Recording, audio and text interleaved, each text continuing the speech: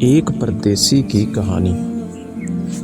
جب میں پردیس آیا تو میرے ہاتھ میں ایک چھوٹا سا بیگ تھا اور دل میں ہزاروں خواب تھے۔ ماں نے دروازے پر کھڑے ہو کر کہا تھا، بیٹا کام سے وقت نکال کر فون بھی کر لیا کرنا، تیرے ابو تیرے بغیر بہت اداس ہو جاتے ہیں۔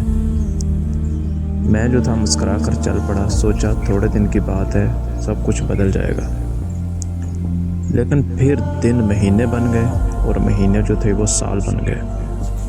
کام کی تھکن، زندگی کی دوڑ، فون کرنے کا وقت نہیں ملا یا شاید دل سے نکال دی باتیں۔ تو ایک دن اچانک فون آیا محلے کے کسی پرانے دوست کا۔ کہنے لگا، بھائی تمہاری ماں کافی دنوں سے بیمار ہے اور تمہارے ابو جو ہے وہ دروازے کی طرف دیکھتے رہتے ہیں، کب میرا بیٹا آئے گا۔ میں فوراً روتا ہوا گیا اور ٹکٹ لیا۔ جیسے ہی گھر پہنچا تو ماں کی چارپائی خالی تھی اور ابا وہ دروازے پہ نہیں تھے بلکہ قبر کے سائے میں آرام کر رہے تھے۔ بس ایک بات سمجھ آئی کہ پردیس کماتا ضرور ہے مگر لے لیتا ہے جو کسی خزانے سے بھی قیمتی ہوتا ہے۔ اگر آپ کے ماں باپ زندہ ہیں تو ان کے لیے وقت نکالیے، ورنہ پچھتاوے کے کوئی علاج نہیں ہوتا۔ اگر یہ کہانی آپ کو اچھی لگی ہے تو ضرور اس کو شیئر کیجیے گا۔ السلام علیکم۔